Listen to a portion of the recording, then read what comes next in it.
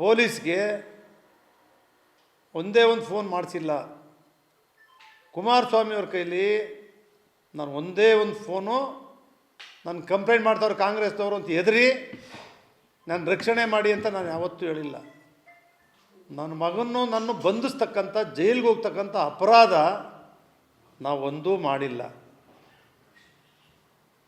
ನನ್ನ ಮಗ ನಾನು 20 ದಿವಸ ಜೈಲಲ್ಲಿರಬೇಕು ಅಂತೇಳಿ ರೇವಣ್ಣವ್ರು ಯಾರನ್ನ ಯೋಚನೆ ಮಾಡಿ ಹೇಳಿದ್ರು ನನಗಂತೂ ಗೊತ್ತಿಲ್ಲ. ರೇವಣ್ಣವರೇ, ನಿಮ್ಮ ಕೈಲಿ ಪೊಲೀಸು ಮಾಡಿಸಿಲ್ಲ, ಕುಮಾರಸ್ವಾಮಿಯವ್ರ ಕೈಲಿ ನಾವು ಮಾಡಿಸಿಲ್ಲ.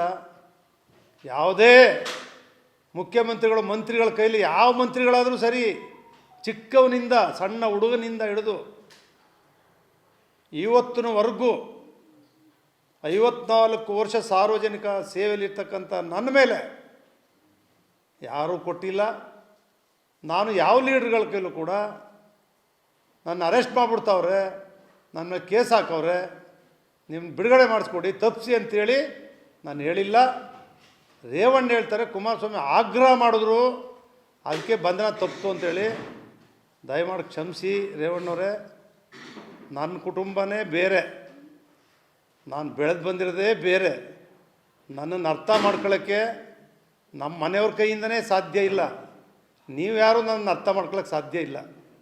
ದೇವರಿಗೆ ಮಾತ್ರ ಗೊತ್ತು ನನ್ನ ಬದುಕು, ಹಂಗೆ ಬದುಕ್ತಾ ಇದ್ದೀನಿ ನಾನು.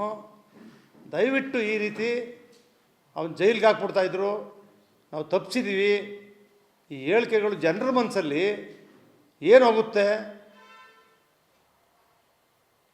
ನಾವು ಕಾಂಗ್ರೆಸ್ ಅವ್ರು ಮಾಡ್ತಿದ್ರು ತಪ್ಪಿಸ್ಬಿಟ್ಟು, ಇದನ್ನು ನಾನು ಅವ್ರನ್ನೇ ಕೇಳ್ತೀನಿ, ರೇವಣ್ಣವ್ರನ್ನೇ. ಬೆಳಗಾಂ ಅಧಿವೇಶನದಲ್ಲಿ ಏನು ರೇವಣ್ಣ ಯಾವತ್ತು ಹೇಳಿದೆ, ಅದು ಯಾವ ಕೇಸಲ್ಲಿ? ಹೌಸಿಂಗ್ ಬೋರ್ಡಲ್ಲಿ ನೀವಿಬ್ಬರು ಸೇರ್ ಮಾಡಿದ್ರಿ,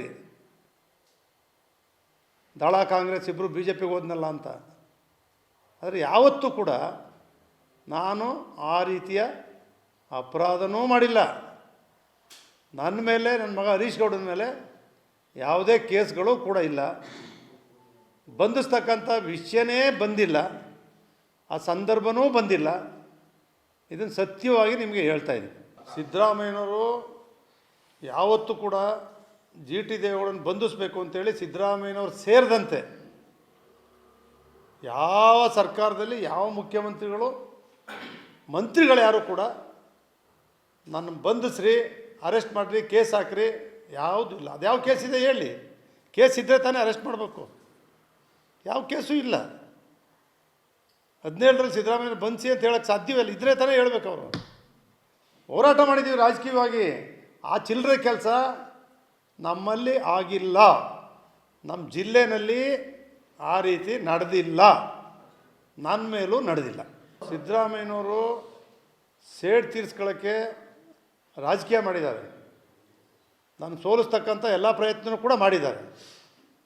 ಆದರೆ ವೈಯಕ್ತಿಕವಾಗಿ ಜಿ ಟಿ ದೇವೇಗೌಡನ ಮೇಲೆ ಕೇಸ್ ಹಾಕಿ ಅರೆಸ್ಟ್ ಮಾಡಿ ಯಾವತ್ತೂ ಕೂಡ ಹೇಳೋ ಸಂದರ್ಭ ಬಂದಿಲ್ಲ, ಹೇಳಿಲ್ಲ. ನನಗೆ ಅದನ್ನೇ ಅವ್ರು ಬೆಳಗಾಂ ಅಧಿವೇಶನದಲ್ಲಿ ಬರ್ತಾರೆ, ನಾನು ರೇವಣ್ಣ ಭಾರಿ ಚೆನ್ನಾಗಿದ್ದೀವಿ, ಆತ್ಮೀಯತೆ ಇದೆ, ಒಟ್ಟಾಗಿ ಕೆಲಸ ಮಾಡಿದ್ದೀವಿ. ನಾನು ರೇವಣ್ಣವ್ರನ್ನ ಬೆಳಗಾಂನಲ್ಲಿ ಕೇಳೇ ನಿಮ್ಮ ಸಂಪೂರ್ಣ ಮಾಹಿತಿ ಹೇಳ್ತೇನೆ, ಯಾಕೆ ಹಿಂಗೆ ಹೇಳಿದ್ದೀರಿ ಅಂತ.